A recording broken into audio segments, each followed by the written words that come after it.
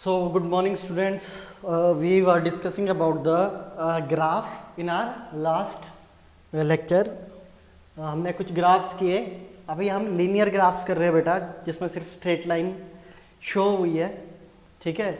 और यहाँ पे आज मैं कुछ थोड़े ट्रिग्नोमेट्रिक फंक्शन को यहाँ पे इंट्रोड्यूस मैं करना चाहूँगा. ठीक है. लेकिन उससे पहले यहाँ पे हम थोड़ा सा मैथमेटिक करेंगे. और हमारा जो हेडिंग है वो हमारी ग्राफ ही है. ग्राफ में ये सब है बेटा. आपने ये पढ़ा है पाइथागोरस थ्योरम.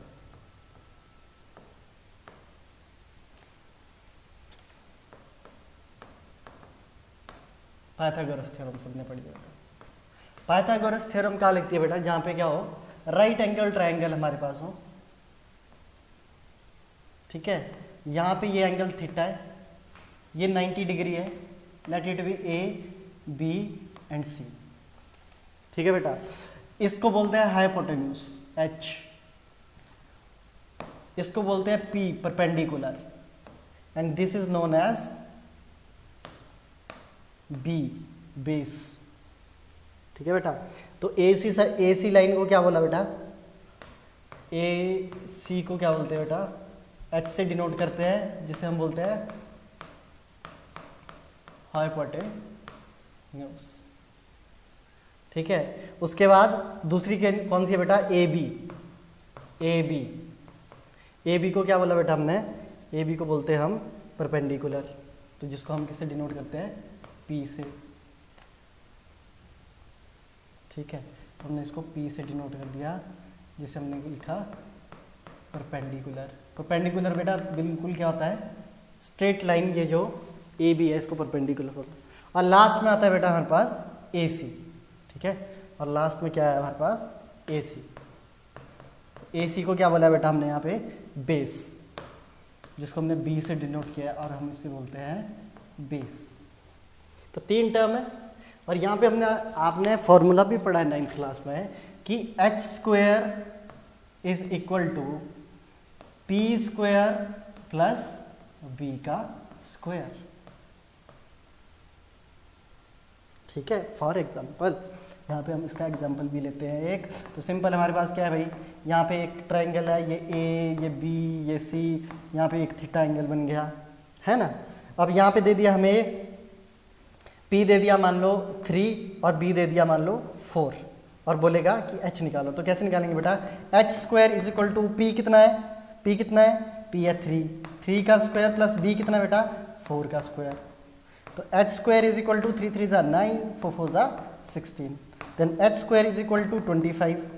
बेटा स्क्वायर उधर को जाएगा, रूट बन जाएगा. एच इज इक्वल टू √25 और √25 का रूट क्या होता है बेटा? 5. इसका मतलब एच की वैल्यू कितनी निकल गई हमारे पास? 5. अब अगर मान लो हम लोगों के पास यहाँ पर for example if we have only one term present in this triangle और ये एंगल है थीटा. और हमारे पास बेटा यहाँ पे मान लो सिर्फ परपेंडिकुलर है 10 और आपके पास थीटा कितना भी है? मान लो 60 डिग्री है. तो क्या यहाँ पे हम हाइपोटेन्यूज और बेस की वैल्यू निकाल सकते हैं? तो बेटा यहाँ पे जो हम नेक्स्ट चैप्टर जो हमारा नेक्स्ट टॉपिक है वो ट्रिग्नोमेट्रिक फंक्शन है. बहुत इंपॉर्टेंट है. अभी मैं पूरे ट्रिग्नोमेट्रिक फंक्शन आपको नहीं करवाऊंगा. कुछ 3 है जो वो इंपॉर्टेंट ट्रिग्नोमेट्रिक फंक्शन है, उनको देखेंगे. और वो कैसे ग्राफ में हमें हेल्प करते हैं वो भी हम क्या करेंगे? चेक करेंगे यहाँ पे. ठीक है बेटा. तो चलो अभी हम इसको नेक्स्ट उसमें ट्रिग्नोमेट्रिक फंक्शन करेंगे. तो यहाँ पे हम कुछ क्या करेंगे? ट्रिग्नोमेट्री के बारे में यहाँ पे देखेंगे. ठीक है बेटा. तो ट्रिग्नोमेट्री में 3 फंक्शन है हमारे पास यहाँ पे. एक है साइन, जिसको शॉर्ट नेम से साइन भी बोला जाता है. सेकंड है कोसाइन, जिसको कॉस भी कहते हैं. थर्ड है टेंजेंट, जिसको टैन भी कहते हैं. ठीक है बेटा. अब आ जाओ दोबारा से राइट एंगल ट्रायंगल में. ट्रिग्नोमेट्री मतलब ट्रायंगल के बारे में हम यहाँ पे क्या करेंगे? जानेंगे. तो बेटा ये एंगल हो गया थीटा, ये हो गया ए, ये हो गया बी, ये हो गया सी, ये हो गया हमारे पास हाइपोटेन्यूज, ये हो गया हमारे पास परपेंडिकुलर, और ये हो गया बेटा हमारे पास बेस। ठीक है, अब देखो बेटा साइन जो होता है हमारे पास, जो ये ट्रिग्नोमेट्रिक फंक्शन है वो होता है p/h, मतलब परपेंडिकुलर अपॉन हाइपोटेन्यूज। लेकिन यहाँ अकेला अब साइन नहीं आएगा, साइन एक ट्रिग्नोमेट्रिक फंक्शन का नाम है, तो यहाँ आएगा sine theta is equal to p/h। वैसे ही cos theta is equal to b/h and tan theta is equal to p/b। ये याद रखना है बेटा। अब अगर हम पूछे कि सर इसका यूज है क्या, ये साइन थीटा कॉस थीटा पढ़ने की क्या जरूरत पड़ गई, है ना, और ये यूज कैसे आया ट्रायंगल में, तो इसका एक छोटा सा एक और हम सेक्शन यहाँ पे कवर करेंगे। ठीक है बेटा, तो यहाँ पे लिखूंगा मैं एंगल, और यहाँ पे लिखूंगा मैं ये ट्रिग्नोमेट्रिक टर्म्स साइन कॉस और यहाँ पे tan। तो यहाँ एंगल लिखा मैंने 0 degree, 30 degree, 45 degree, 60 degree and 90 degree. ठीक है बेटा, तो 0 डिग्री पे साइन का जो एंगल होगा वो कितना होगा बेटा, 0 डिग्री में साइन 0 डिग्री होगी 0, साइन 30 डिग्री की वैल्यू होगी बेटा 1/2, साइन 45 की डिग्री होगी बेटा 1/√2, साइन 60 की वैल्यू होगी बेटा √3/2, ये याद करनी पड़ेगी, और साइन 90 की वैल्यू होगी बेटा 1। ठीक है, वैसे ही अब इसका उल्टा कर लो, अब इसका उल्टा कर लेंगे, कॉस की 0 डिग्री होगी 1, देखो साइन की जो 90 है, यहाँ देखो 90, वो कॉस की 0 होगी, चेक करते रहो। अब देखेंगे 30 क्या होगी बताओ, अब जो साइन की 60 होगी वो कॉस की 30 होगी, मतलब √3/2। 45 क्या होगी बेटा, सेम होगी 1/√2, 60 क्या होगी बेटा 1/2, और 90 क्या होगी 0, साइन का उल्टा। ठीक है, जो साइन की टर्म थी 90 में वो कॉस में फर्स्ट में आ जाएगी। tan की क्या होगी बेटा, पहली 0, सेकेंड क्या होगी 1/√3, फिर 45 डिग्री होगी बेटा 1, 60 डिग्री होगी बेटा √3, और 90 डिग्री होगी बेटा नॉट डिफाइंड। अब ये बताओ सर, ये तो हो गया कि साइन की जो वैल्यूज़ है वो कॉस में उल्टी होगी, तो हमने कॉस की कर ली, लेकिन tan की वैल्यूज़ को कैसे याद रखा जाए। तो बेटा एक बात याद रखना है, बहुत इंपॉर्टेंट है, जो tan थीटा है वो sine theta divided by cos theta भी होता है, tan theta sine theta upon cos theta भी होता है। क्यों, देखो tan थीटा साइन थीटा क्या है बेटा, यहाँ देखो सभी, साइन थीटा क्या है p/h, तो यहाँ हमने लिख लिया p/h divided by cos theta क्या है बेटा b/h, हमने लिख लिया b/h, h से h कैंसिल हुआ बेटा, तो tan थीटा कितना बन गया, tan थीटा कितना बढ़ गया p/b बन गया, और tan थीटा क्या होता है बेटा, यहाँ देखो हमने जो शुरू में p/b होता है, इसलिए tan थीटा क्या होता है बेटा, साइन थीटा बाय कॉस। तो ये कुछ छोटी छोटी वैल्यूज़ है, ठीक है, ये याद रखनी है। ये टेबल एक बनाएंगे आप, ये एंगल है ऊपर, है ना, ये 0 डिग्री, 30, 45, 60 एंड 90। तो साइन 0 डिग्री पे 0 होगा, साइन 30 डिग्री है 1/2। चलो एक छोटा सा सिंपल सा इसका क्वेश्चन करते हैं। अब देखो कैसे हमारे पास ये ट्रिग्नोमेट्री जो टर्म्स है, हम कैसे हेल्पफुल है ये। मान लो यहाँ पे आपके पास एक ट्रायंगल है जिसका एंगल है 45 डिग्री, जिसका थीटा कितना है बेटा 45 डिग्री का, और इस पे आपको सिर्फ ये इंफॉर्मेशन दिया है, the perpendicular of this triangle is 2, then find the base of this triangle, then find the base of this triangle. बेटा बेस फाइंड आउट करो किस ट्रायंगल का, कैसे करेंगे बताओ, बेस पता है ना, बेस तो ये हो गया, h ये हो गया, p हमें दे रखा है 2, P हमें दे रखा है 2, और एंगल कितना है, तो गिवन लिखो पहले, गिवन कितना है बेटा, एंगल कितना है हमारे पास 45 डिग्री, और दूसरा क्या है P कितना है बेटा हमारे पास 2, निकालना क्या है B। अब कौन सा यहाँ पे हम यूज करेंगे, साइन यूज करेंगे, कॉस यूज करेंगे या tan यूज करेंगे, अब वो बेटा कहाँ से पता चलेगा, जब आपको ये चीजें पता होंगी, ये याद होगा आपको, जब ये फॉर्मूलेज याद होंगे। समझ रहे हो? देखो अब चलो, अब यहाँ पे पहले क्वेश्चन देखेंगे। क्या क्या क्या बेटा आपके पास P है, थीटा है और निकालना क्या है B। अब देखो यहाँ पे फॉर्मूला, अब इन तीनों में से कौन सा ऐसा फॉर्मूला है जिसके पास P भी है, B भी है और थीटा भी है, तो वो कौन है बेटा? वो है tan, है ना। तो हम यहाँ क्या लिखेंगे, that tan theta is equal to P by B। Theta कितना है बेटा? 45 डिग्री, तो tan 45 degree is equal to P कितना है बेटा? 2 और B की वैल्यू हमें निकालनी है। अब आ जाओ यहाँ, ये अब देखो ये बेटा ये tan 45 है, चलो वैल्यू चेक करते हैं tan 45 की कितनी होती है। ये tan, ये 45, tan 45 की बेटा वैल्यू चेक करो कितनी है? 1। तो अब tan 45 की जगह क्या लिखेंगे बेटा हम यहाँ पे? 1 इक्वल टू P हमें पहले से पता था 2 अपॉन B, तो B कितना आ गया बेटा? 2। तो B कितना आ गया हमारे पास? 2। समझ गए? समझ रहे हो? समझ गए। चलो चलो H निकाल के देखते हैं अब, है ना। चलो H निकाल के देखते हैं। हमारे पास अब क्या है? चलो B हमने निकाल दिया, B सोचो नहीं है हमारे पास, है ना। हमारे पास फिर से P है। अब ये बोलता है कि H निकालो, फाइंड H। दोबारा से वही सिचुएशन है, मान लो हमारे पास हमें पास एंगल कितना है? 45 डिग्री, ठीक है। और हमारे पास P कितना है बेटा? P हमारे पास 2 है। अब क्या निकालना है हमें? H। अब हमें H निकालना है। अब आ जाओ फिर से, अब बताओ इन तीनों फॉर्मूले में से किसके पास P, H और थीटा है? और वो है साइन। साइन के पास P, H और थीटा, यहाँ तीनों चीज़ें दिख रही है।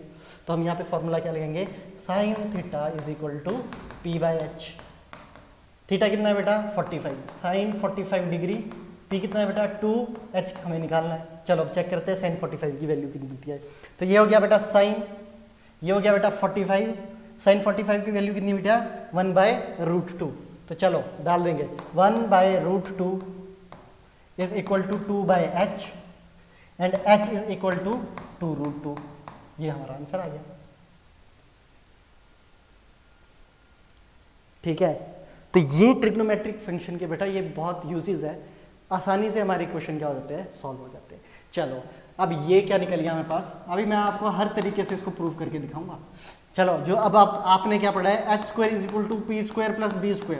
तो बेटा यहाँ पे h निकालने के लिए आपके पास क्या चाहिए? दो टर्म्स चाहिए, P और B। चलो P और B डाल के देखते हैं, ठीक है। h² इज इक्वल टू 2 का स्क्वायर प्लस 2 का square, h² is equal to 2 2 4 plus 4, h² is equal to 8, h is equal to √8। √8 का क्या होगा बेटा आंसर? 2√2। अगेन आ गया वही आंसर, चेक करो आ गया वही आंसर। तो ये कुछ ट्रिग्नोमेट्रिक फंक्शन है बेटा, 10-12 मिनट की ये वीडियो है। ये सारे एग्जाम्पल देने का मेरा ये मकसद था कि जो ये ट्रिग्नोमेट्री बेटा, ये साइन कॉस और टेन है, ये हमारे लिए कहाँ पे यूजफुल है, ठीक है बेटा। तो कहीं पे भी ट्राइंगल्स लगते हैं, जो हमारे ग्राफ्स है, वहाँ पे टेन थीटा का बहुत इंपॉर्टेंट एक रोल रहता है, ठीक है। ये वैल्यूज एक बार देखो, है ना। एक वैल्यूज बहुत आसान वैल्यू है, साइन 0 1/2 1/√2 √3/2 और 1, और एंगल याद रखना है 0 30 45 60 और 90 पे किया है। और कॉस वो हो गया उल्टा। देखो बेटा साइन का 1, कॉस का ये देखो, फिर इसका 60 यहाँ पे, फिर इसका 1/2 √2 1/√2, फिर इसका 1/2 इसका 1/2 और लास्ट में इसका 0 इसका 0, ठीक है। और tan थीटा तो तुम्हें पता है, डिवाइड कर दो दोनों को आ जाएगा, ठीक है। तो यहाँ पे कंफ्यूज नहीं होना है। चलो मेरे ख्याल से सफिशिएंट है इतना। अभी हम ग्राफ पे, अब अपने मेन टॉपिक पे आते हैं, ग्राफ पे, है ना। तो ग्राफ पे ये इन तीनों में से एक जो टर्म है वो है tan थीटा बेटा। जो हमारे पास स्लोप है m, ये जो स्लोप m है, जब ये इंक्रीज करता है बेटा, तो यहाँ पे जो ये tan थीटा है, ये जो tan थीटा है, ये भी क्या करता है बेटा? इंक्रीज करता है, ठीक है। स्लोप इंक्रीज करेगा, tan थीटा भी इंक्रीज करेगा, और कैसा रहेगा हमारे पास? पॉजिटिव रहेगा, है ना। और कंडीशन क्या है? When theta is less than 90 degree, when theta is less than 90 degree. तो एक बच्चे ने एक क्वेश्चन पूछा मुझसे कि सर लास्ट वीडियो के लेक्चर में एक चीज़ है कि अल्फा और बीटा आपने एक चीज़ ली, वो क्या है? वो भी मैं समझाऊंगा, है ना। बहुत अच्छा क्वेश्चन पूछा, सही क्वेश्चन पूछा, इसका मतलब वो समझ रहा है लड़का। ठीक है, मैं नाम अभी थोड़ा स्किप हो गया दिमाग से। तो देखो बेटा, ये ग्राफ कैसा है, ये हो गया डिस्टेंस, ये हो गया टाइम। डिस्टेंस और टाइम क्या बताता है बेटा, स्पीड के बारे में बताता है। Very good. अब ये बताओ ग्राफ कैसा है, पॉजिटिव ग्राफ है कि नेगेटिव ग्राफ है? कहाँ से देखेंगे, एक्स एक्सिस से एंटी क्लॉकवाइज देखा है ना, 0 डिग्री 90 डिग्री, 0 से 90 के बीच में है, तो कैसा ग्राफ है बेटा, पॉजिटिव डिग्री है। Theta is less than 90 degree है। ठीक है, अब आ जाओ क्वेश्चन पे, जो उस बच्चे ने क्वेश्चन पूछा है कि लास्ट लेक्चर में एक अल्फा बीटा करके आपने लिया है, वो क्या है? तो बेटा मैंने वहां पे क्या किया है, कंपेयर किया है दो क्वांटिटीज को। मान लो स्पीड की हमारी 2 वैल्यूज है, कुछ भी है, 2 स्लोप है स्पीड के, ये डिस्टेंस है, ये टाइम है।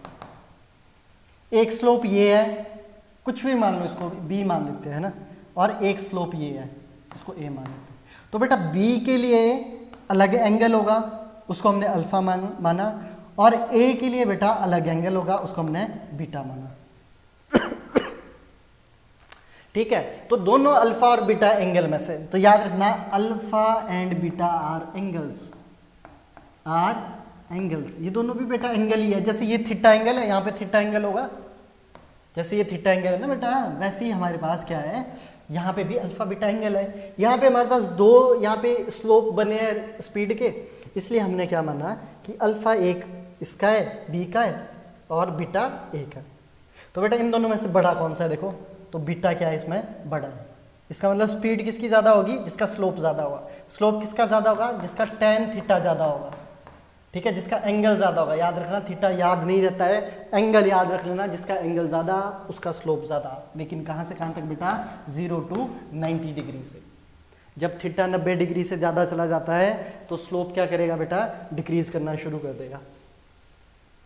तो यहाँ पे बीटा का जो स्लोप है वो क्या है, ज्यादा है, एंगल ज्यादा है। तो इसकी ए गाड़ी, मान लो 2 गाड़ियां ए और बी, तो ए गाड़ी की स्पीड भी क्या होगी, ज्यादा होगी, और बी गाड़ी की स्पीड क्या होगी, कम होगी। लेकिन दोनों की स्पीड कैसी होगी, पॉजिटिव। ये याद रखना है, ये याद रखना है कि यहाँ पे स्पीड तो पॉजिटिव रहेगी, बस हमने कंपेयर अगर करें तो ए की जो स्पीड होगी वो ज्यादा होगी बी से, लेकिन होगी कैसी, पॉजिटिव। चलो ठीक है, ये आई होप आपको समझ आया।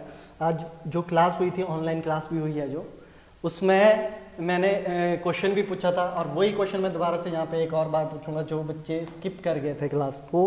और प्लीज़ स्किप मत किया करो क्लास को, ठीक है, क्लास को स्किप मत किया करो। अब मैंने ये एक क्वेश्चन दिया था कि मान लो this is Y axis, this is X axis, कोई भी क्वांटिटीज है और हमारे पास ये लाइन बन रही है यहाँ पे, तो बताओ ये लाइन इंक्रीजिंग है, नेगेटिव है या पॉजिटिव है? ये लाइन नेगेटिव है या पॉजिटिव है? बेटा कहाँ से चेक करेंगे, यहाँ से चेक करेंगे, है ना, यहाँ से चेक करेंगे। तो ये 90 डिग्री को एक्सीड कर रही है, तो ये क्या होगी बेटा, नेगेटिव।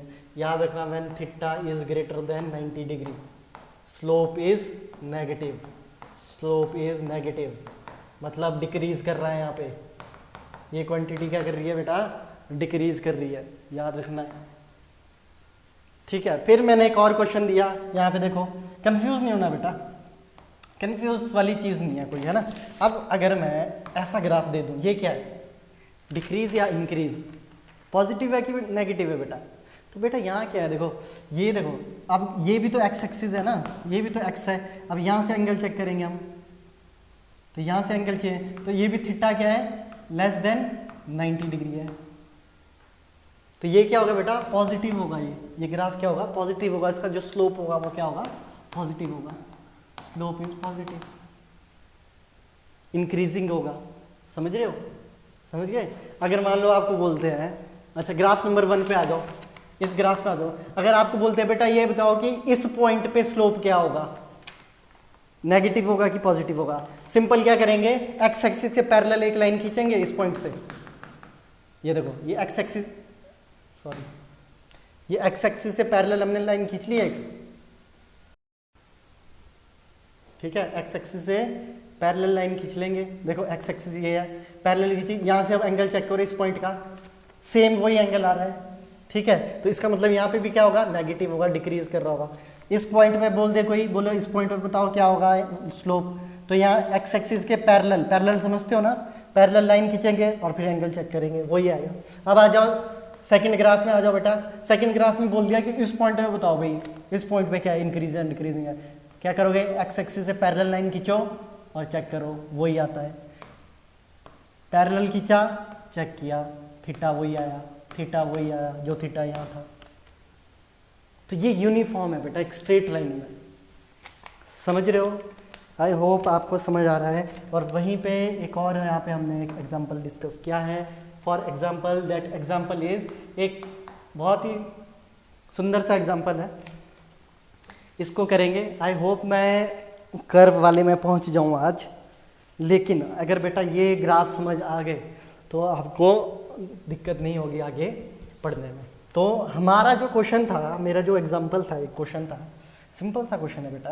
देखो मान लो क्या है कि आप खड़े हो यहाँ पे, ये यहाँ पे आप खड़े हो,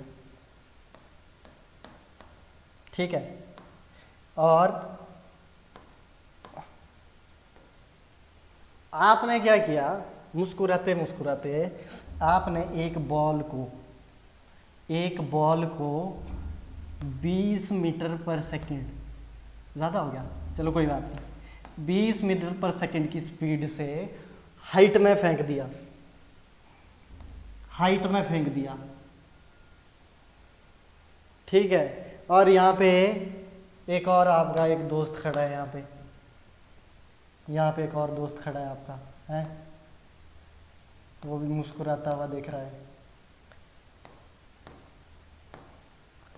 कैच करने के लिए। और बेटा बॉल पहुंच गई अब यहाँ पे, तो ये पॉइंट जहां से आपने बॉल को छोड़ा वो है P point for example. Ball पहुंच गई ओ पॉइंट पे और इसके पास आ गया पॉइंट क्यू।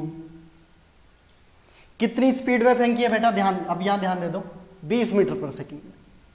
और जब बॉल एक्सट्रीम जीरो पे, एक्सट्रीम यहां पे पहुंचेगी हाइट पे, तो क्या होगा, और जब बॉल यहां पहुंचेगी तो क्या होगा।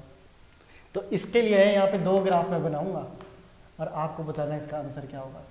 तो ये हो गया बेटा y, ये हो गया x, ठीक है, ये हो गया डिस्टेंस, ये हो गया टाइम।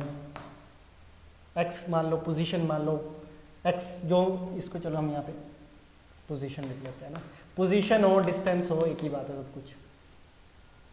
तो एक ग्राफ है बेटा हमारे पास ये, कि भाई इस सिचुएशन का एक ग्राफ ये बनेगा, या फिर ये y है, ये x है ना, ये आ गया हमारे पास दोबारा से पोजीशन या डिस्टेंस, कुछ भी बोल लो, ये टाइम, एक ग्राफ आ गया हमारे पास ये। तो क्लास जब हुई तो मैक्सिमम बच्चों ने क्या बोला कि सर इसका ग्राफ तो ये होगा, लेकिन उसके बाद उन्हीं बच्चों ने इसका आंसर भी सही दिया, है ना। तो इसका ए ग्राफ तो बेटा होगा या ना होगा वो तो आप सोचो वीडियो को पॉज करने के बाद, ठीक है। ये बीच में लाइन खींच रहा हूँ, ये अलग अलग हमारे पास क्या है ग्राफ। तो आ जाओ अब सिचुएशन को समझते हैं, उसके बाद ग्राफ को समझेंगे। सिचुएशन ये है कि भाई 20 मीटर पर सेकंड के स्पीड से बॉल को फेंका और ओ पॉइंट पे स्पीड क्या होगी बेटा, 0 मीटर पर सेकंड, क्योंकि यहाँ जाके कुछ टाइम के लिए बॉल रुकेगी। जब आप बॉल को ऊपर फेंकोगे तो एक हाइट में आने के बाद ये बॉल क्या करेगी, वहां पे 0 मीटर पर सेकंड की स्पीड में आएगी, और जब वो वापस आएगी अगेन 20 मीटर पर सेकंड की स्पीड से। आपके दोस्त जो यहाँ पे बेटा खड़ा है, इसके पास कितनी स्पीड से आएगी ये बॉल, 20 मीटर पर सेकंड की स्पीड से। अब आ जाओ ग्राफ में, सबसे पहले ए ग्राफ समझेंगे। तो बेटा ए ग्राफ में ये ओ है ना, इस पॉइंट को ले लो, चलो इस पॉइंट को लेते हैं हम पी, जो पॉइंट हमने यहाँ लिया, इस पॉइंट को लेते हैं ओ और इस पॉइंट को लेते हैं क्यू। पी से ओ के बीच बेटा इंक्रीज हो रहा है या डिक्रीज हो रही है स्पीड, बताओ। पी से ओ के बीच स्पीड इंक्रीज कर रही है कि डिक्रीज कर रही है, कैसे चेक करेंगे, एंगल चेक करो, एंगल चेक करो यहां से। तो भैया ये कितना है, 90 से कम है, इसका मतलब यहां पे क्या हो रहा है, इंक्रीज हो रही है speed,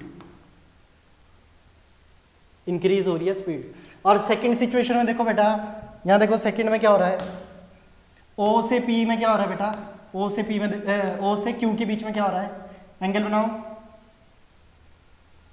Q is greater than 90 degree, इसका मतलब नेगेटिव स्लोप है और डिक्रीज है। अब पहले ग्राफ में पहले स्पीड इंक्रीज हो रही है और बाद में डिक्रीज हो रही है, लेकिन हमारे पास सिचुएशन में आ जाओ, इस तरफ आ जाओ बेटा। सिचुएशन में क्या हो रहा है कि जब बॉल आपने फेंकी तो ये डिक्रीज कर रही है यहाँ पे ऊपर पहुंचते स्पीड, और फिर इंक्रीज कर रही है। इसका मतलब पहला ग्राफ तो होगा नहीं। मैंने पहले बेटा क्लास में भी बोला है कि हम ऐसे नहीं देखते। देखो मुझे पता है सोचने का तरीका क्या होगा। सोचने का तरीका होगा भाई यहाँ पे क्या बन रहा है, इस सिचुएशन में ये बॉल है, ये ऊपर फेंकी ये और नीचे आई ये, तो ग्राफ भी ऐसा होगा। नहीं बेटा, ये इसी सोच को हमें क्या करना है, ग्राफ को एक ग्राफिकली रिप्रेजेंटेशन में ये नहीं है। देखो ग्राफ में अगर आप देखो, इसका मतलब ये नहीं है कि बॉल को ऐसे फेंका, ये बॉल है आपके पास, इसको ऐसे फेंका और ये नीचे आ गई।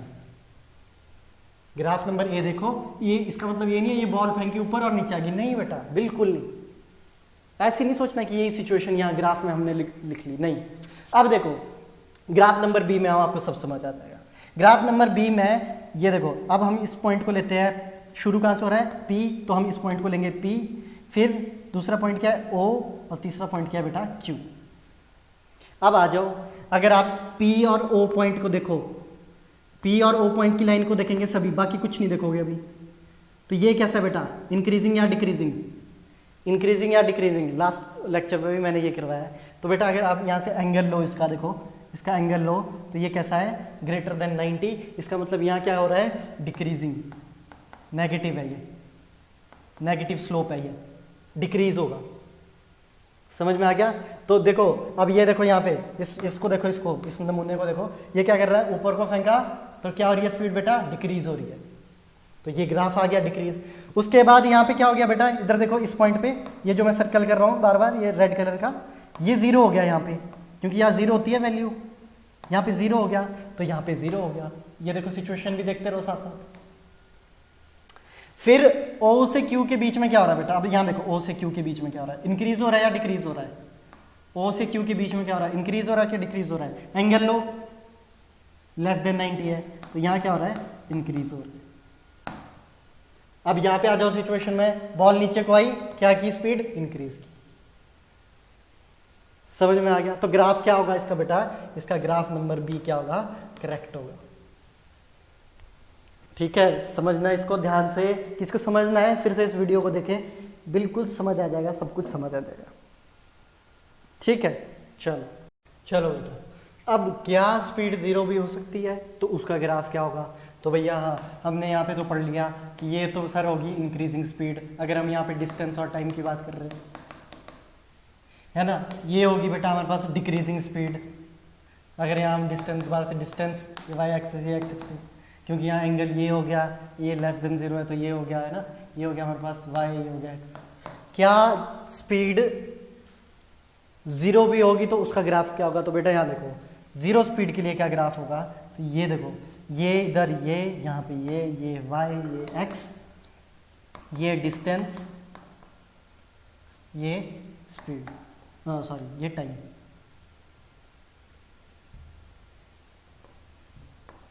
ये टाइम। तो बेटा देखो, मान लो यहाँ डिस्टेंस है 2 मीटर का, 4 मीटर का, 6 मीटर का, 8 मीटर का। यहाँ टाइम है 1 सेकेंड, 2 सेकेंड, 4 सेकेंड, 5 सेकेंड। अब मान लो यहाँ से ये बनी लाइन, ये बनी लाइन,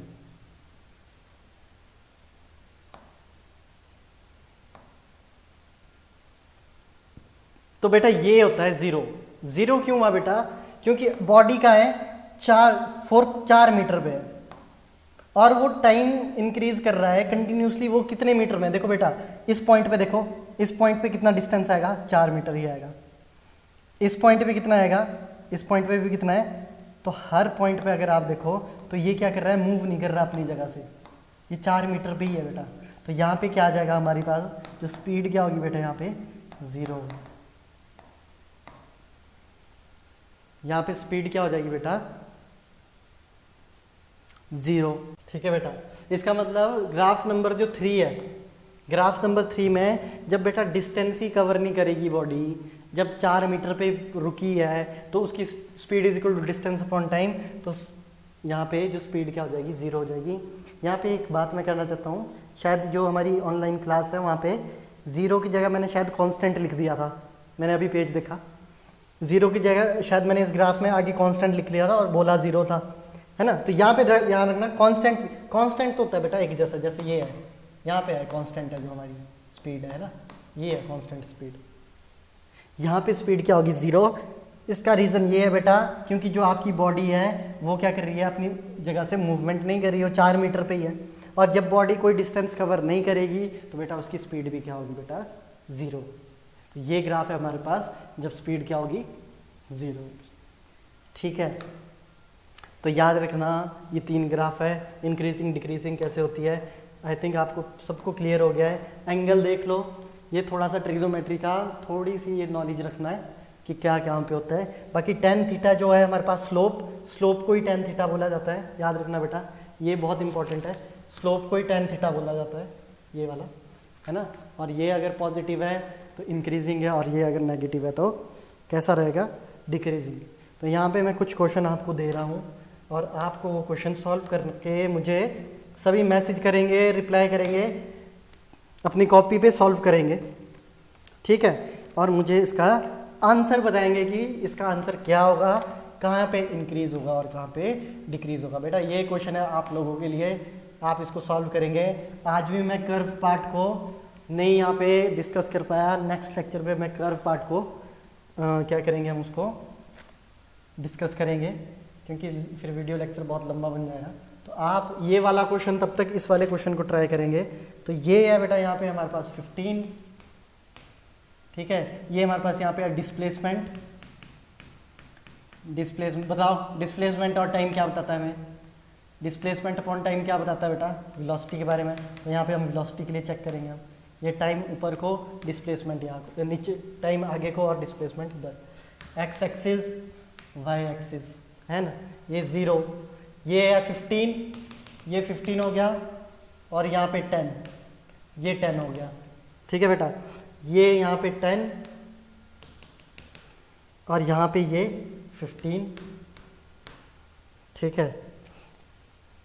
ये हो गया यहाँ पे 15 और ये पॉइंट हो गया हमारे पास 20। तो यहाँ से अगर हम इधर देखें, ये 20, इसको O ले लो, इस पॉइंट को A ले लो, इस पॉइंट को B ले लो और इस पॉइंट को C ले लो। सबसे ये पहले ये आपको क्वेश्चन में बताना है। तो क्वेश्चन आपको ये है, where is the velocity is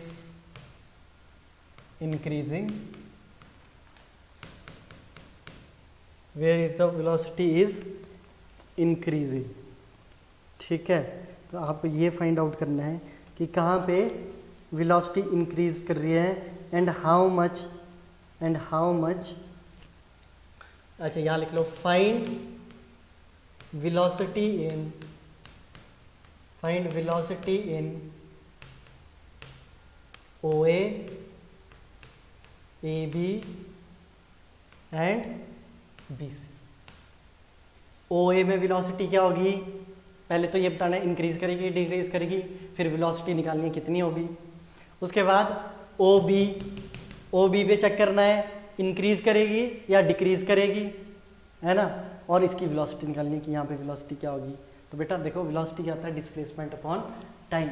यहाँ पे डिस्प्लेसमेंट कितना हो रहा है बेटा, यहाँ पे डिस्प्लेसमेंट कितना हो रहा है, यहाँ पे डिस्प्लेसमेंट नहीं हो रहा है, यहाँ पे डिस्प्लेसमेंट, तो सोचना इसके बारे में, ठीक है। और लास्ट क्वेश्चन है हमारे पास B से C तक। अब B से C तक बताएंगे इंक्रीज हो रही है कि डिक्रीज हो रही है। तो हमने पढ़ा है इंक्रीज डिक्रीजिंग के लिए हम क्या देखते हैं, मान लो इस पॉइंट से देखना है इस लाइन को, तो हम क्या करेंगे, यहाँ पे पैरेलल लाइन बनाएंगे। अब खुद करोगे आप इस क्वेश्चन को, ठीक है, जिसको समझना है वो बताना।